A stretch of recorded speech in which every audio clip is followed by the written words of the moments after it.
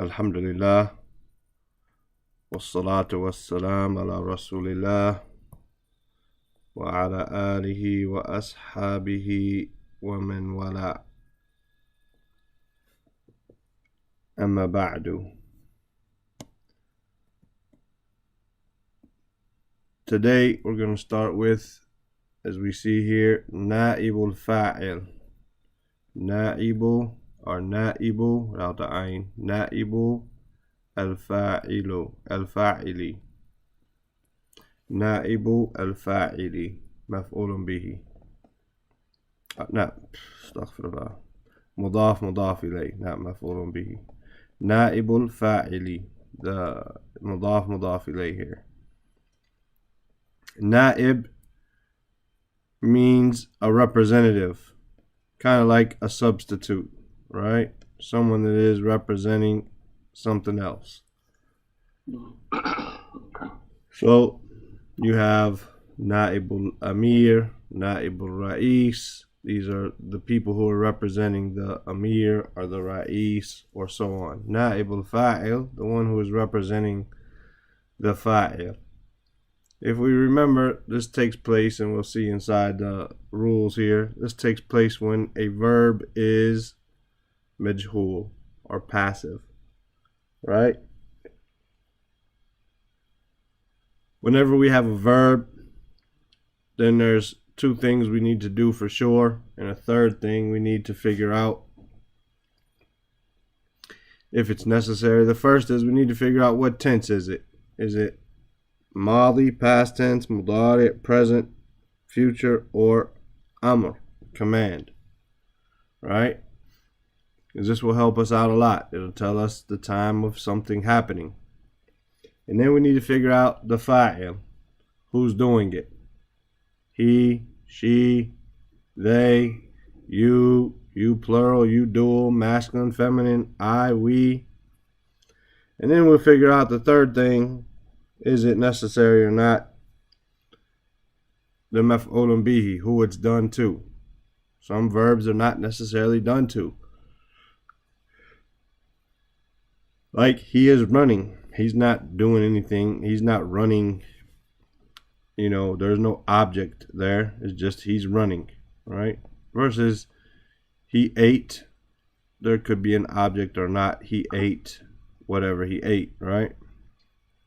Could be an object, could not be an object, or there could be something which definitely requires an object, such as he made. He made what? He made isn't necessarily clear. We need he made something. So some things might require an object, some things definitely require an object, and some things don't require an object. So we need to figure that out. What tense is it? Who did it? And does it require an object? And if it does, what is that object?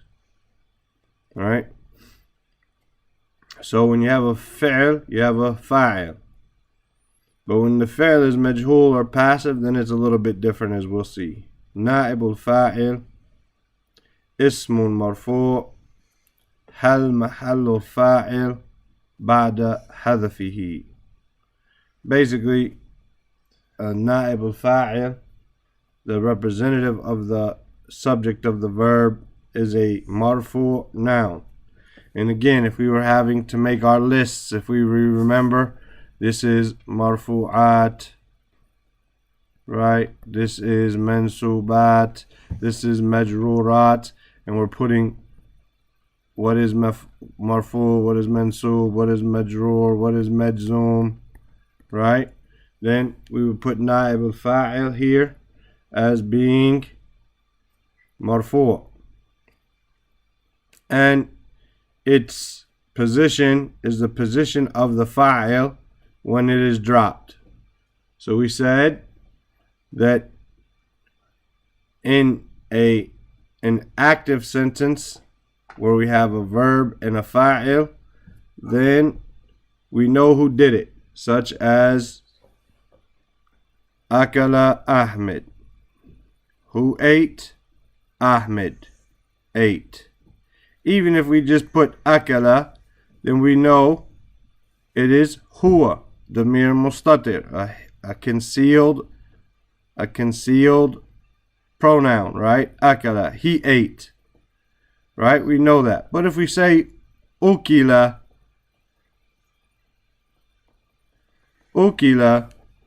it was eaten. We know, for instance, akala, what did he eat? We don't know what he ate, but we know who ate. He did it, or Ahmed did it. But if we say ukila, right, then we know what was eaten, but not who did it. So, for instance, ukila at-ta'am, whatever. Just make it general. At-ta'am. The food was eaten. Now, normally, if I said akala at-ta'am, ta'am here in this sentence up above would be the maf'ulun bihi. What did he eat? He ate the food. Maf'ulun bihi, mansub. However, here we know who ate it. Who ate it? Huwa. Damir mustatir. Huwa. Right? If we say ukila at-ta'am, then we don't know who ate it, but we know that it was eaten. And ta'am here becomes marfu', as we see here. Right? It becomes marfu'. We said the same thing happens in English. We just have to remember it. So we say he ate the food, or the food was eaten. The difference in English is we change the order of the sentence. In Arabic, we don't change the order of the sentence. We just change how the vowels on the verb are written and the vowel on the object. So in English, if I said he ate the food, he ate is your verb, the food is your object, right? Ate is your verb, this is your subject, who ate it, right? This is your verb, and this is your object of the verb. If I said the food, with a capital T here, I'm not from Memphis, the food was eaten, right? The food here is now the subject, right? And this is your passive verb, or whatever it would be in English. Passive verb. But it's passive, but whatever it would be broken down to in more detailed English, Allah knows best. But still, this sentence is almost the same, except here we know the doer. He ate it. The food was eaten. Could have been she. Could have been I ate it. The food was eaten by me. Food was eaten by him. Food was eaten by her. Food was eaten by them. Food was eaten by us. Whatever the case. Food was eaten by you. We don't know who did it, but we know it was eaten. So the object becomes the subject when the verb is passive. Same thing in English, same thing in Arabic. Right? Except instead of calling it the subject, we call it the representative of the subject. Na'ibul fa'il. Is that clear? Nah. Oh yeah. We just have to remember that we're going to put a dhamma on the na'ibul fa'il. It's marfu'. طيب. Here's a rule to help us out about the fi'l regarding na'ibul fa'il. إذا أسند الفعل إلى نائب الفاعل, if a verb is connected to the نائب الفاعل وكان ماضيا, and it was in the past tense,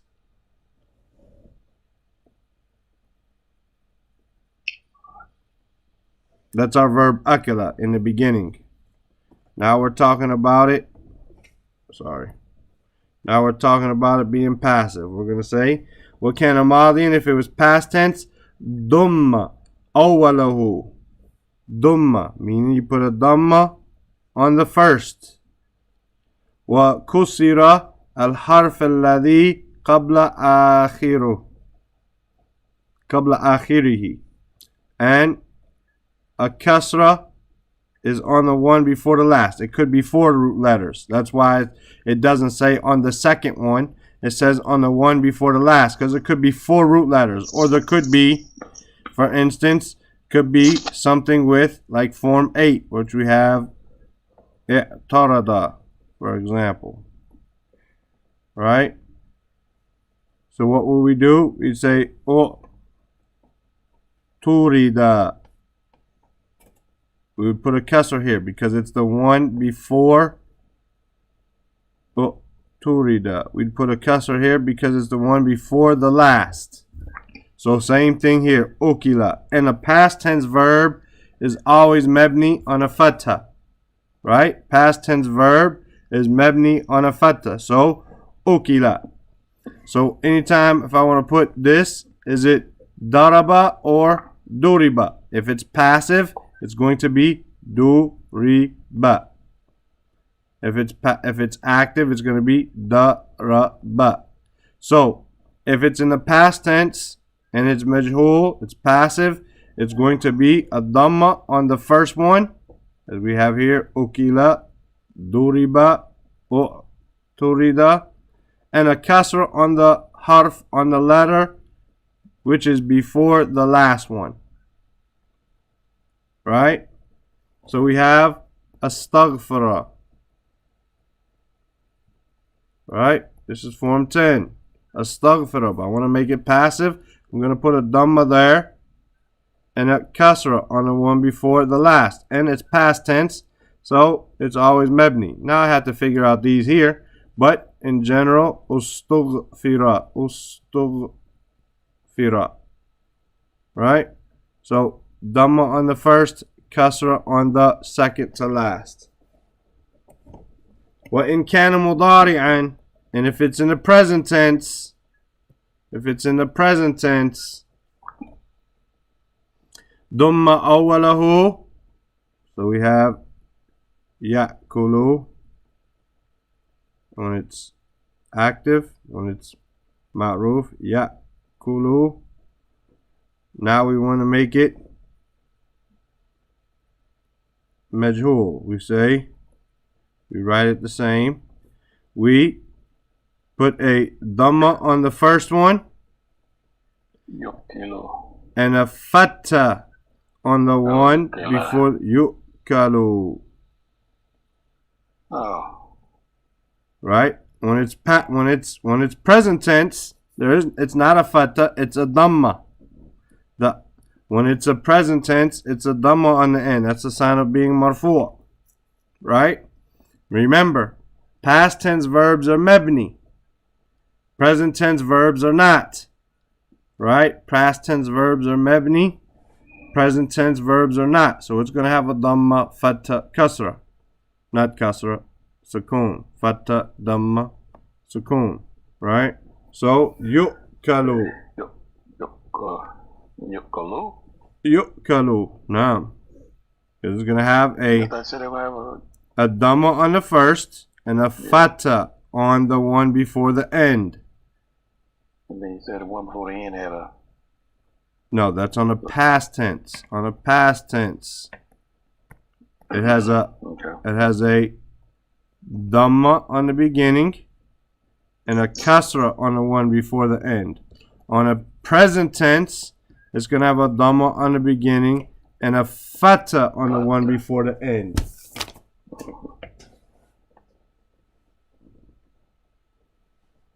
Right? Yukalu. Right? And if we did other ones such as we have taridu, that's present, that's when it's active. Say taradu.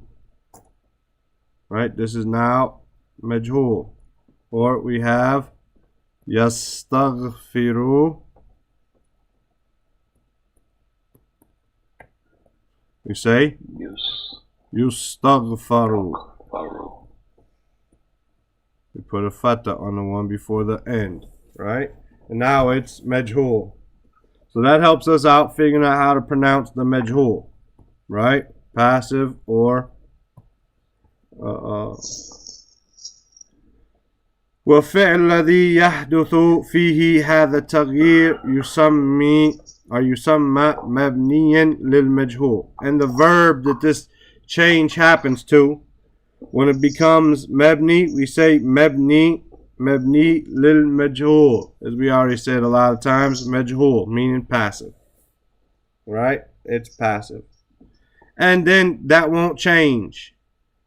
That won't change. It'll become mabni. Once it becomes like that, it won't change. Right? It won't change. وإذا كان النائب الفاعل مؤنثا كان فعل مؤنثا. Basically here, if the naib al-fa'il, if the representative of the verb is feminine, then the fi'l is going to be feminine. So let's look at our first sentence, but we'll change it up a little bit. We said, for instance, akala at-tufaha, or I don't know. Give me a second here. Trying to think of something. Although that one seems to be the best. Right? Akala. Naam. طيب, we'll just use that. At-tufaha. He ate the apple. Right? He ate the apple. Akala at-tufaha. This, or if I said Ahmed in here, it wouldn't matter. Right? Akala Ahmadu at-tufahata. It's the maf'ulun bihi and it's feminine with the ta marbuta. But that has nothing to do with the verb, because the one who did it is,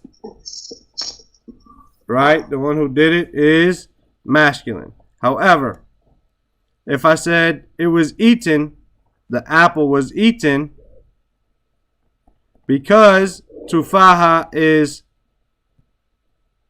feminine, then the verb has to become feminine.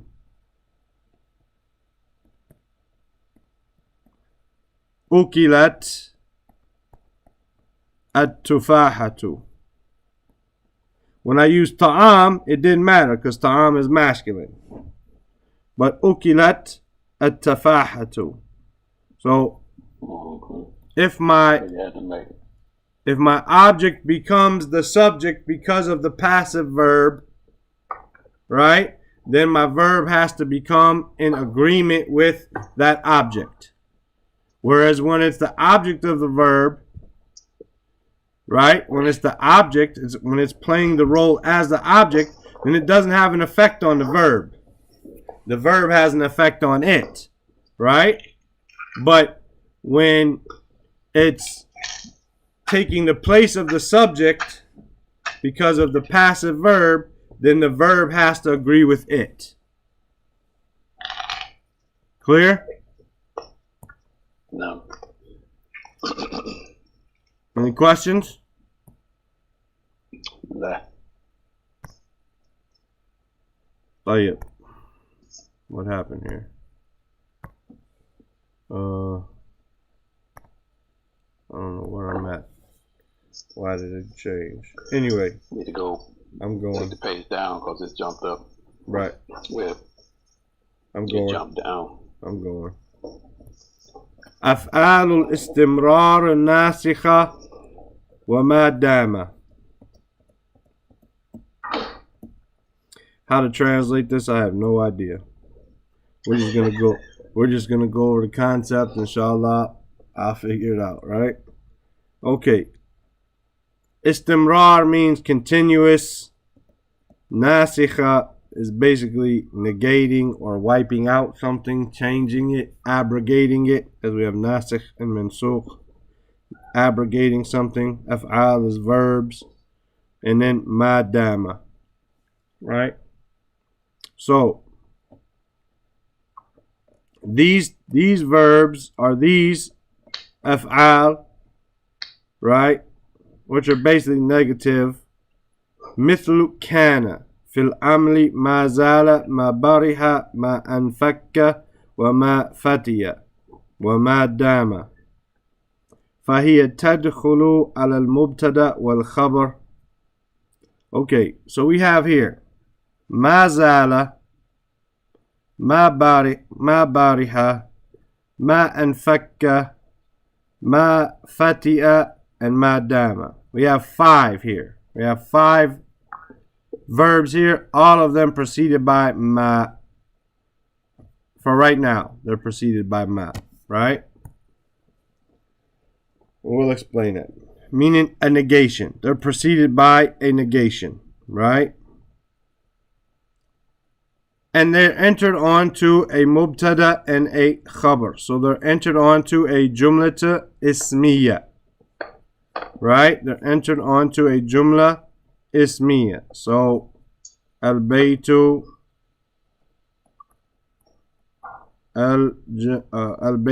jamilun. The house is beautiful. You can say ma zala al-baytu jamilan, because it says faturfa al-awwal yusamma ismuha. So this is going to be marfu'. وتنصب الثاني أو وتنصب الثاني ويسمى خبرها. So this is going to become جميلا. ما زال البيت جميلا. In all actuality, these 5 things, these 5, ما زال, ما بارها, ما أنفك, ما فتئ, and ما دام, they are the remainder of the akhawatu kana. Right? We learned the akhawatu kana before. Kana, anna, ka'anna, la'alla. We learned them before, right? Now, these 5 are actually the remaining sisters of kana. So they do the same thing. When they enter on a jumlatul ismiya, when they enter on a nominal sentence, which consists of a mubtada and a khabar, it's going to make the first one. Whereas before I added mazala, before I added that, this was your mubtada. Al-bayt was your mubtada. Jamilun was your khabar. And they were both marfu'. When I entered mazala on it, then al-baytu, just like if I said kana, then the first one remains marfu'.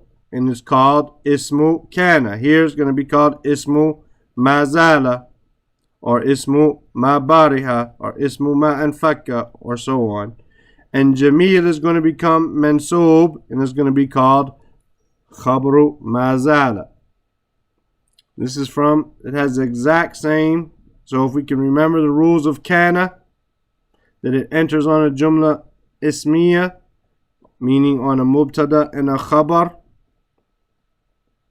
and that the first of them, the mubtada, stays marfu' and it's going to be called ismu kana, and that, or whatever verb, whatever ikhwa, whatever ukht, whatever sister that it's using, right? And the second of them is going to be mansub, and it's going to be khabaru kana, or khabaru la'alla, or khabaru ka'anna, or whatever the case might be. If we can remember that, then this rule here is easy for us. This rule is easy. Ma zala, ma bariha, ma anfakka, ma fatiha, and ma dama. They're all sisters of kana, and they have the same effect on the mubtada and the khabar as kana and its other sisters does. Right?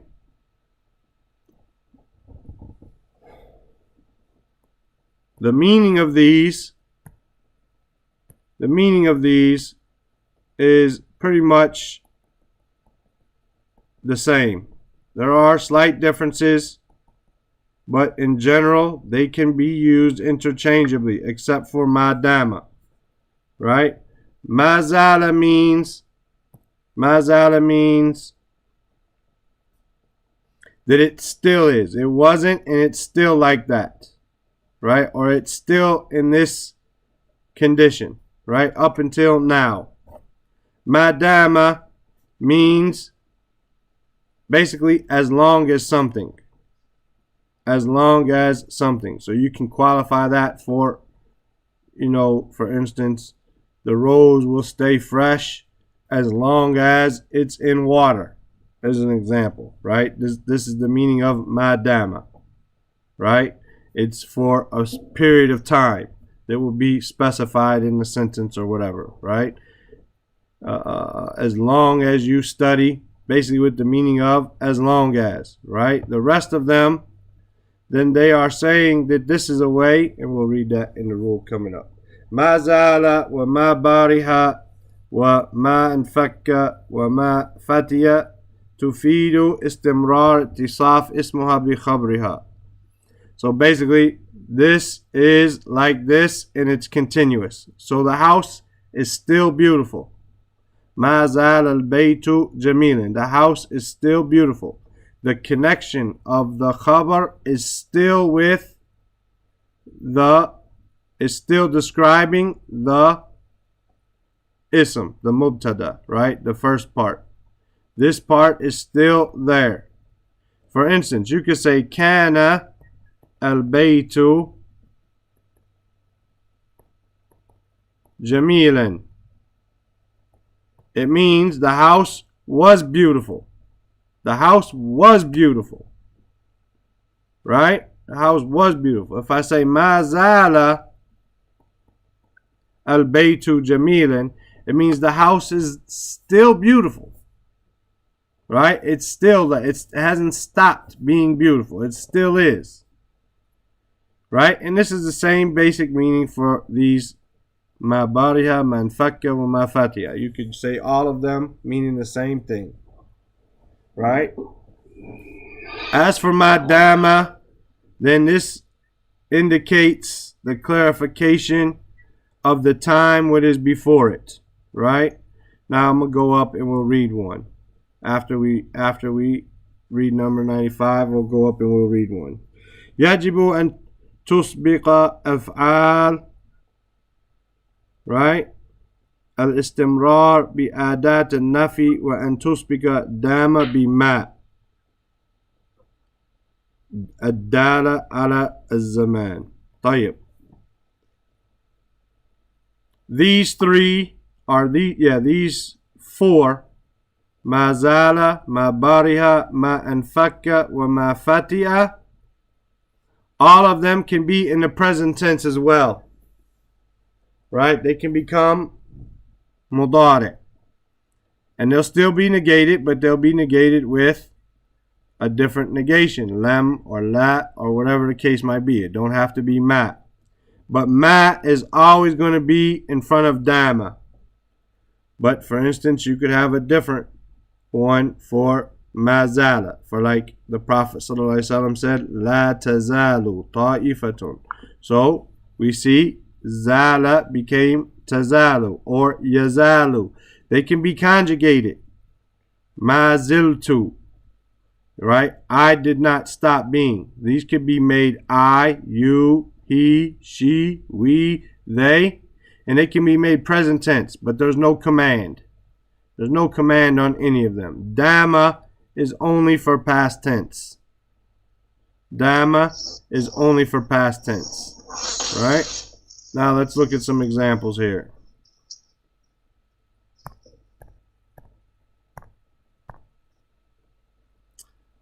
Al-harru shadidun.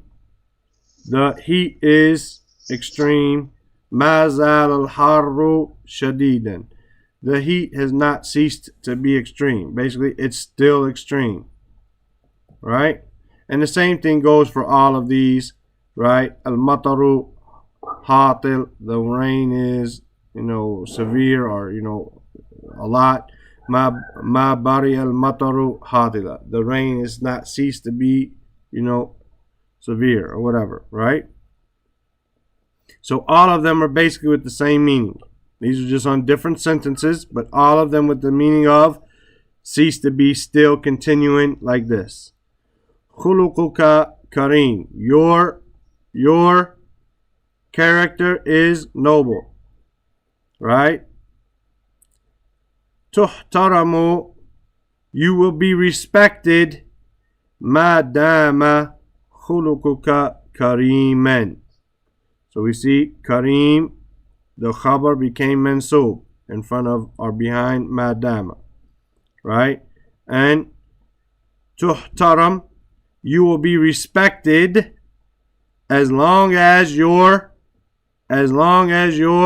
character is noble, right? You will be respected as long as. So these have the meaning of it still is, and this has the meaning of as long as, right? This is basically as long as, and these are it still is. These can all be made plural, but not, there's no command to them, but they can be made plural, and they can all be conjugated, right? For instance, I can change this sentence here at the bottom, and I can say tuhtaramu ma dumtu. I wish I could, let me see something here.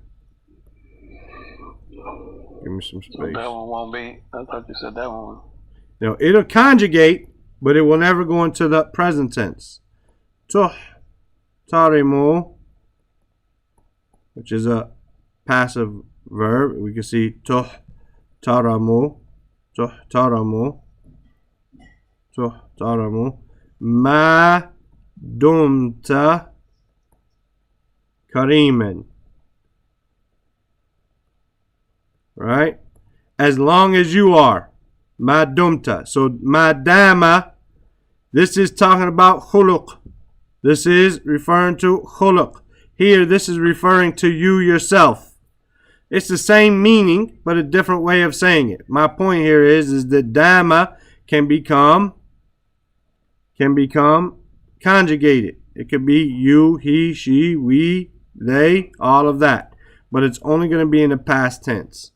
This is a lot of this just takes practice and familiarity with the Arabic language. That's the difficulty of learning grammar in Arabic when you don't know Arabic, right? But you say, how do I know Arabic and I don't learn grammar? Well, that's just what we have to, huh? That's easy. Well, you just have to combine between the two and struggle and strive until we get it. Oh, yep. The next rules, there's 4 more left. They're easy. Al-maf'ul al-mutlaq. Al-maf'ul al-mutlaq. Al-maf'ul al-mutlaq, we know maf'ul is for the object, right? It's mansoob, right? Ismun mansubun muwafaqul fi'l lil fi'l muwafiqun lil fi'l fi lafzihi. So it is a noun which is mansoob, which agrees with the verb in its pronunciation, right? وَيَجِيءُ بَعْدَ الْفِعْلِ لِتَأْكِيدِهِ. This is the first reason it might come. Or لِبَيَانِ نَوْعِهِ. Or for emphasis. This first one is emphasis. The second one is to clarify its type. Or لِبَيَانِ عَدَدِهِ. To clarify its number. So basically, the fi'l and the maf'ul are going to have the same. They're going to be from the same word. And here's some examples.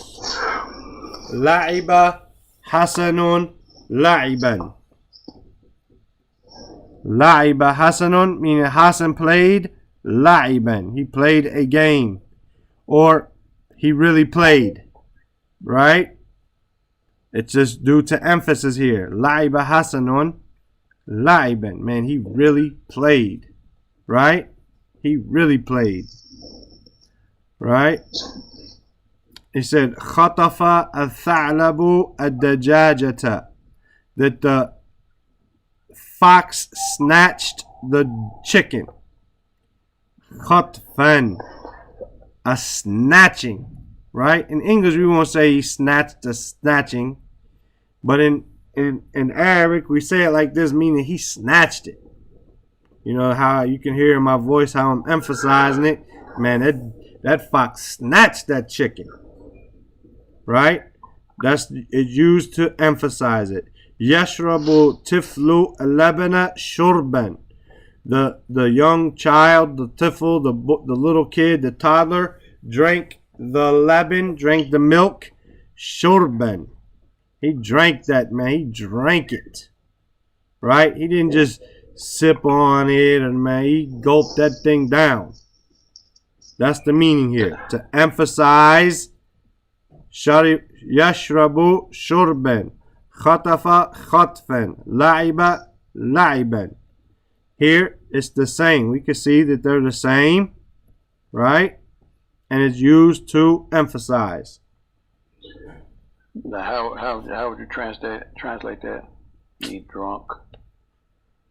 Man, I know you're saying it's emphasis, so man, I might say he really with the voice, that the fluctuation of the voice. Right, but I mean, in writing, you might say the child really drank the milk, or you might, Okay, right, that's what I was talking about. Or you could say the fox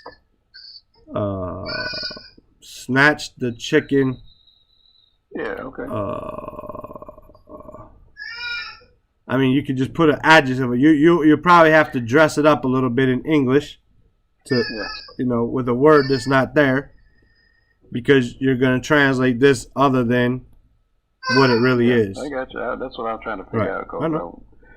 Didn't know if you're going to just try to verbally, word for word, but how you going to get the emphasis in there. But I got it. Right. You have the next one is he said the type of the type of. It's to clarify the type of something, right? Yathibu an-namiru, the cheetah. Wuthub al-asad. So we see here wuthub come from yathiba, wow, tha, ba, right? That the cheetah jumped the jumping of a lion, or the pouncing of a lion. He pounced the pouncing of a lion. That's how he did it. The cheetah pounced like a lion. Even though that if I were to translate the cheetah pounced like a lion, I probably wouldn't put it in the phrase here. I would say Yathibu an-Nimr kal asad. I would just put kal asad. But here I want to emphasize the type of jumping, and I use the word, right? So this is a maf'ulun mutlaq. It is mansub, and it's clarifying the type, the jumping of, or the pouncing of a lion.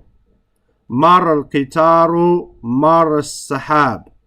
The train went by, the going by of clouds. Marra here is your maf'ulun mutlaq. Jar al-khalidu, jarra. Khalidu, jaryan sari'an. Khalid ran a quick running.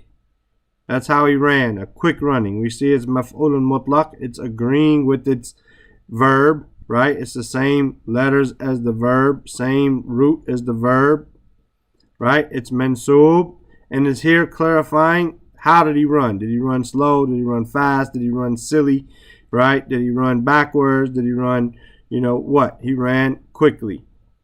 So this type, this here, and we see it connected to something. It is clarifying the type, the Noah. Then the next one is the adad, the number of something. Akala aliyun aklatain. This is mansub with an ya, right? Otherwise aklatan, marfu with a alif. Akala aliyun aklatain. Ali ate 2 eatings, or he ate twice, right? Tadurul ardu dawratan fil yawm. The earth goes around 1 turn. The earth spins 1 spin in a day, basically, right? So he's telling you how many times here. And we see akla coming from akla with taduru, dawra. And daraba al-khadimu al-aqraba darbatan. The servant hit the scorpion darbatan, 1 time. Darbatan coming from daraba. So here is describing the type. It's the maf'ulun bihi. This is mansub with a ya. This is mansub with fathas. And this is mansub with fathas. It's maf'ulun mutlaq. It's maf'ulun mutlaq, not maf'ulun bihi. Maf'ulun mutlaq. It is describing here the number. Here the type, and up above it is emphasizing the action.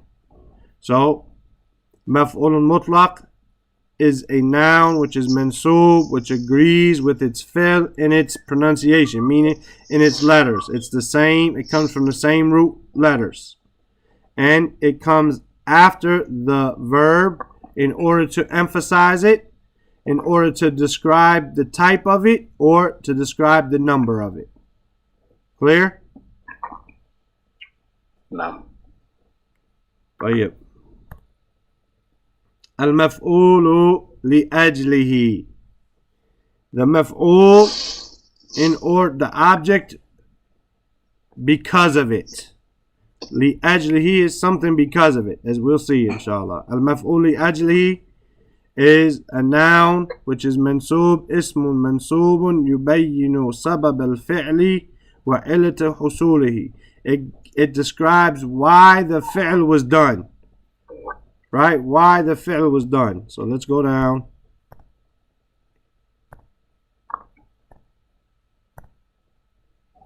Right? يسافر الطلبة إلى أوروبا طلبا للعلم.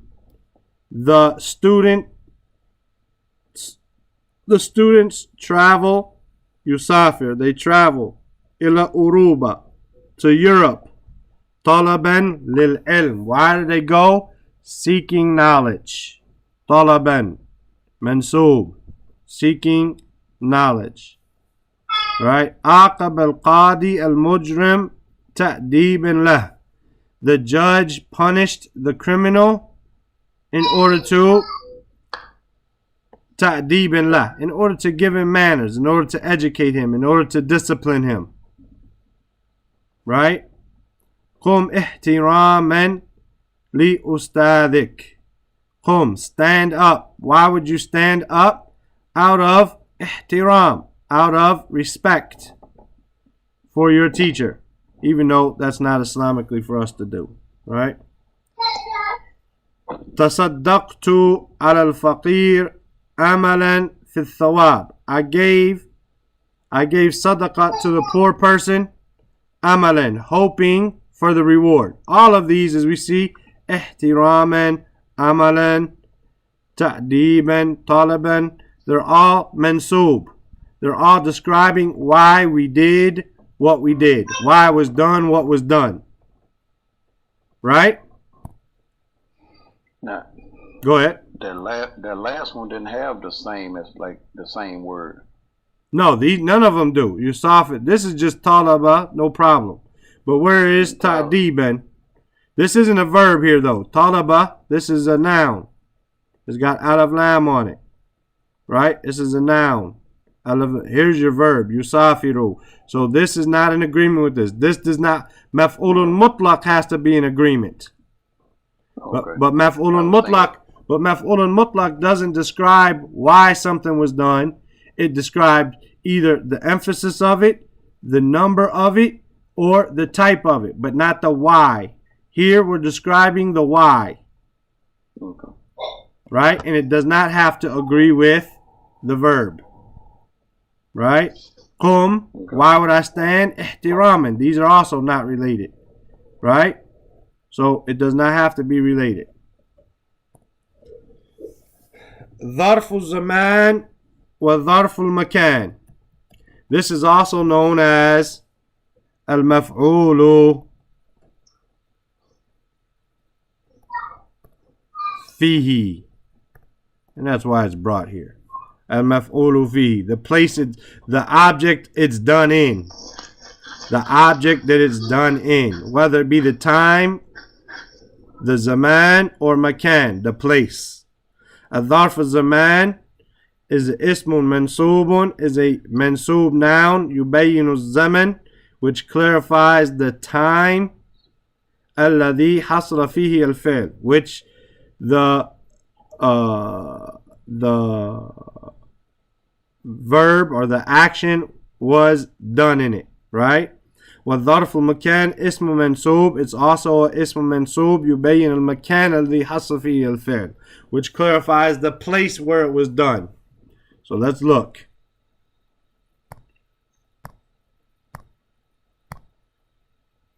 ظرف الزمان والمكان.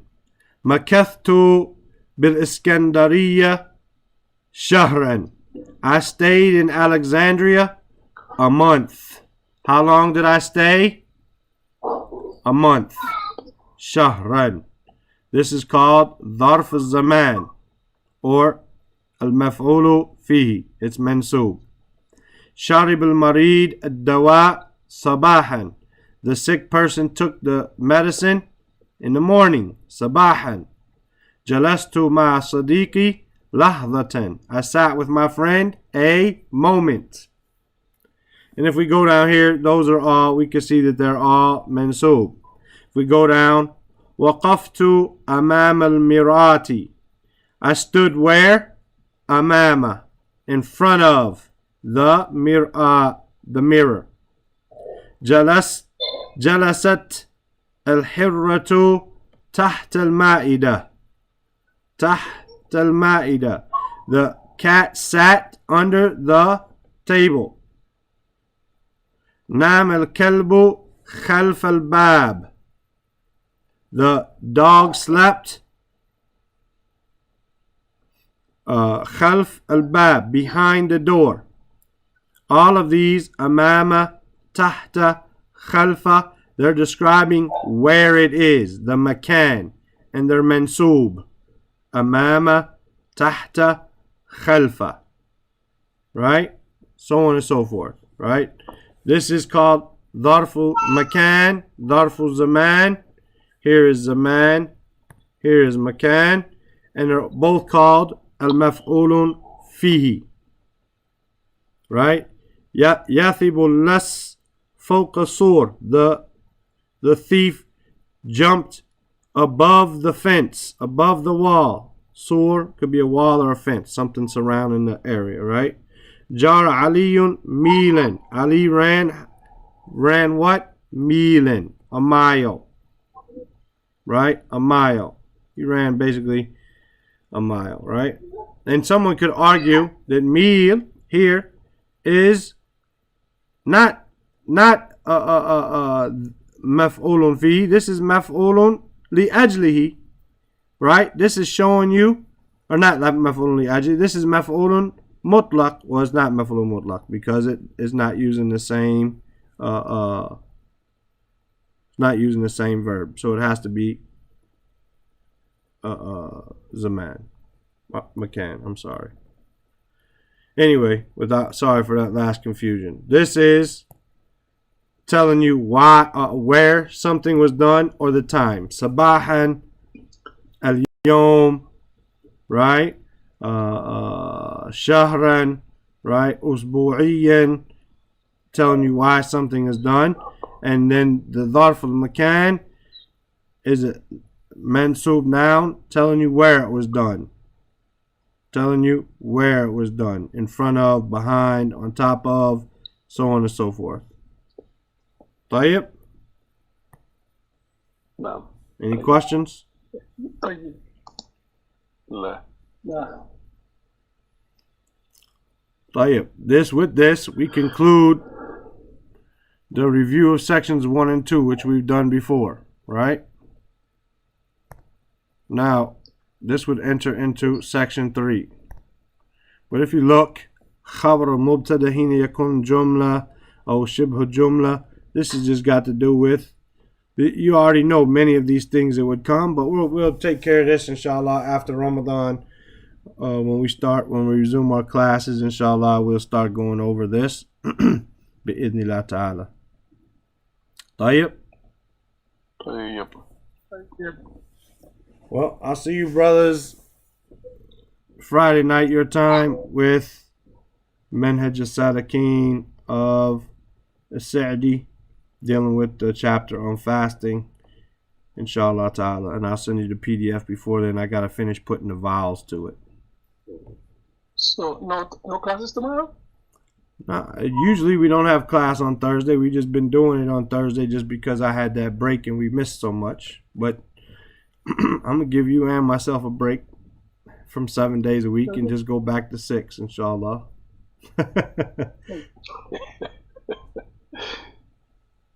Tayyip?